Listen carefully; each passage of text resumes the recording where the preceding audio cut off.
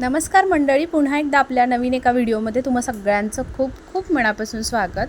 तर हो, तुम्ही थंबनेलला पाहिलं अगदी बरोबर आहे. आज आपण अतिशय भन्नाट आणि एकदम नवीन युनिक अशी रेसिपी बघणार आहे.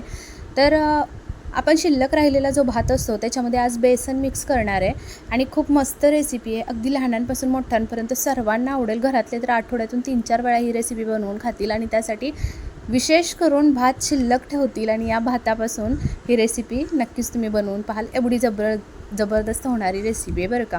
त्यासाठी आपल्याला काय करायचं आहे, व्हिडिओ अगदी शेवटपर्यंत पाहायचा आहे.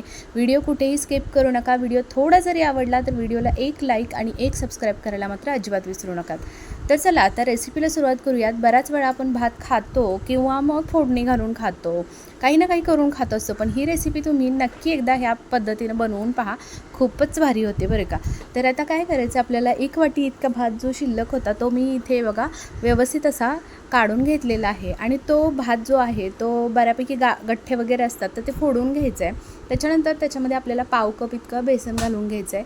बेसन इथे छान चाळूनच घेतलेलं आहे. नाही घेतलं तरी काय हरकत नाही, पण बऱ्यापैकी आपण चाळूनच घेत असतो. तर बेसन चाळून घेतलं पहा, व्यवस्थित असं मिक्स करायचं त्याच्यामध्ये. ते सुद्धा हातानेच मिक्स करायचं. आता त्याच्यानंतर पहा, भाताचा जो ओलसरपणा आहे त्याच्यामध्ये आपण बेसन मिक्स केलेलं आहे, त्याच्यामुळे बेसनसुद्धा अगदी व्यवस्थित मिक्स होतं.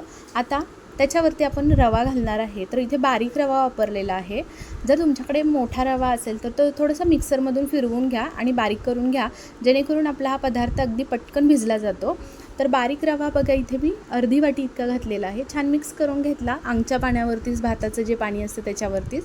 त्याच्यानंतर आपल्याला त्याच्यामध्ये पहा 2 चम्मच इतकं दही घालायचं आहे. तर आता इथे मी दही घालून घेतलं 2 चम्मच इतकं आणि व्यवस्थित असं हातानेच मिक्स करून घेतलेलं आहे. आता आपल्याला याच्यामध्ये अगदी थोडंसं पाणी घालायचं आहे. पाहू शकता मी पाववाटी इतकं पाणी घेतलं आहे, त्याच्यातलं पण अर्धं घातलेलं आहे आणि पाववाटीतलं पण मी अर्धं शिल्लक ठेवलेलं आहे. तर इथे पाहू शकता आता मी छान असं व्यवस्थित मिक्स करून घेतलं.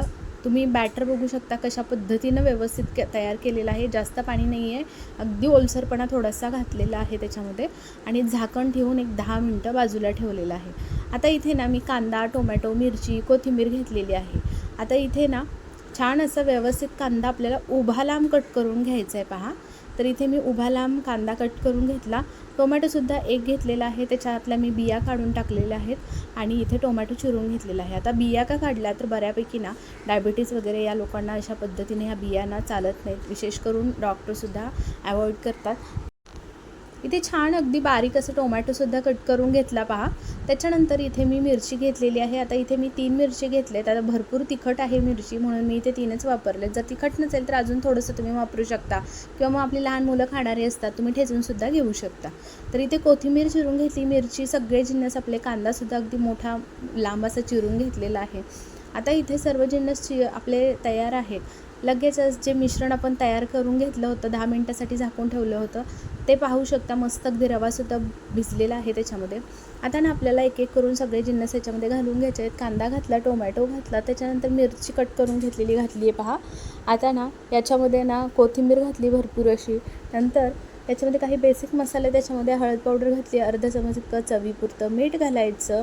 त्याच्यानंतर चिली फ्लेक्स घातलेला आहे अर्धा चमच पहा इथे मी.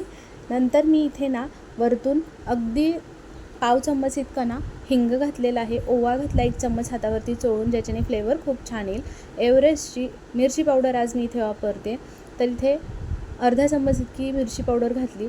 आता ना आपण सुरुवातीला सुद्धा मिरची वापरलेली आहे, त्या अंदाजाने लहान मुलं जर खात असतील तर तुम्ही इथे मिरची पावडर कमी जास्त करू शकता किंवा मिरची कमी जास्त करू शकता किंवा मिरची ठेचूनसुद्धा याच्यामध्ये वापरू शकतात.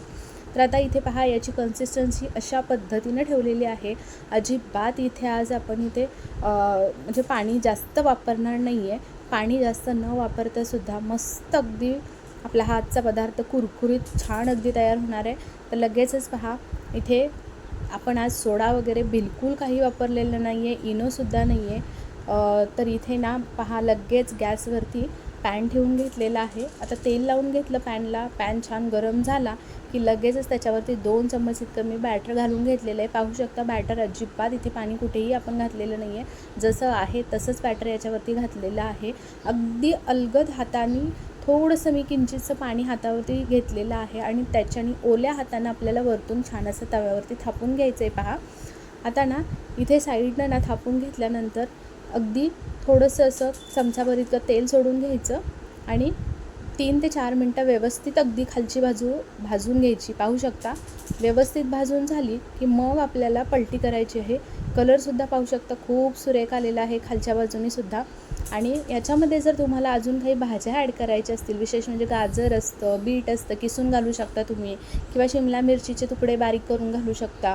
अजून काही तुम्हाला भाज्या याच्यामध्ये ॲड करायच्या असतील त्या घालू शकतात. खूपच भारी होतं चवीला. आता इथे मी काढूनसुद्धा घेतलं आहे. अगदी जर तुम्हाला खरपूसच हवा असेल, कुरकुरीत हवा आहे, तर तुम्ही इथे ना थोडा वेळ जास्त ठेवू शकता आणि अगदी लो फ्लेमवरती एक अजून 4 ते 5 मिनटं ठेवलं ना मस्त अगदी कुरकुरीत होतं.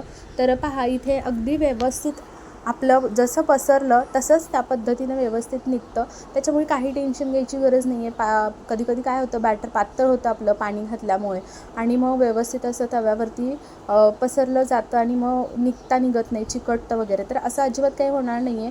अगदी व्यवस्थित आपलं हे बॅटर अशा पद्धतीनं तयार करून घेतलं ना, कसंही काही असू दे आपल्याला व्यवस्थित थापता येतं. आता छान या पहिल्या पद्धतीनंच आपण जसं बॅटर घालून घेतलं, थोडंसं हातावरती पाणी टाकून घेतलं आणि ओल्या हाताने व्यवस्थित थापून घेऊन नंतर पहा छान असं तेल सोडून साईडनं झाकण वगैरे अजिबात ठेवलेलं नाही आणि खरपूस अगदी व्यवस्थित असं भाजून घेतलेलं आहे. मऊसूदसुद्धा तुम्हाला हवा असेल तर मऊसूद भाजू शकता किंवा खरपूस असेल करपूस तुम्हाला खायचं तसं भाजू शकता. दोन्ही इथे मी काढून घेतलेले आहेत. आता ना लगेचच आपण काय करायचं, सॉस किंवा आपल्याला जर दहीसोबत खायचं आहे, सॉससोबत, मायोनीजसोबत, किंवा आता चटणीसोबत तुम्ही खाऊ शकत नाही कारण हे ऑलरेडी आपलं तिखट बनलेलं आहे. त्याच्यामुळे चटणी थोडीशी अवॉइडच करा. कोणत्याही प्रकारची चटणी असेल तर सुक्या चटणीसोबत तुम्ही खाऊ शकता, खूप भारी लागतं सुकी चटणीसोबतसुद्धा. किंवा मग सॉस लगेच गरमागरम काढायचे आणि मस्त असे एन्जॉय करायचे, खूप भारी लागतात. घरातल्यांना तर एवढे जास्त आवडतील. नक्की एकदा या पद्धतीने तुम्ही बनवून पहा. नक्कीच घरातले म्हणतील आठवड्यातून 3-4 वेळा तर हेच बनव म्हणून. एवढे टेस्टी होतात. लहान मुलं तर इतकी आवडीनं खातात आणि मोठ्यांनासुद्धा खूप जास्त आवडतात. विशेष म्हणजे आपण याच्यामध्ये ओवा वगैरे सर्व काही घातलं आहे. आता तुम्ही ना याच्यामध्ये एक्स्ट्रा काही पिठं जर ॲड करायची असतील तुम्हाला बेसनच्या ऐवजी अजून पण, तरीसुद्धा केली तरीही चालतील. मग कशी वाटली तुम्हाला ही शिल्लक राहिलेल्या आजच्या या भाताची रेसिपी मला नक्की कमेंट करून सांगा. रेसिपी कोणत्याही क्षणी थोडी जरी आवडली तर मला व्हिडिओला एक लाईक करा आणि चॅनलला सबस्क्राईब करून त्याच्या पुढील बेल आयकॉन दाबा. म्हणजे माझे जेव्हा कधी मी व्हिडिओ अपलोड करेन तेव्हा तुमच्यापर्यंत माझे व्हिडिओ पोहोचतील. माझे कोणतेही व्हिडिओ तुम्ही स्किप करणार नाही. आजचा व्हिडिओ तुम्हाला आवडला असेल, असे छान छान व्हिडिओ मी आपल्या चॅनलवरती अपलोड केलेत, नक्की चेक करा, तुम्हाला खूप जास्त आवडतील. तर चला, आजची रेसिपी तुम्हाला आवडली असेल. संपूर्ण रेसिपी पाहिल्याबद्दल खूप खूप मनापासून धन्यवाद. आणि चला मग उद्या पुन्हा भेटूया अशाच एका छान आणि जबरदस्त रेसिपीसोबत. तोपर्यंत बाय बाय.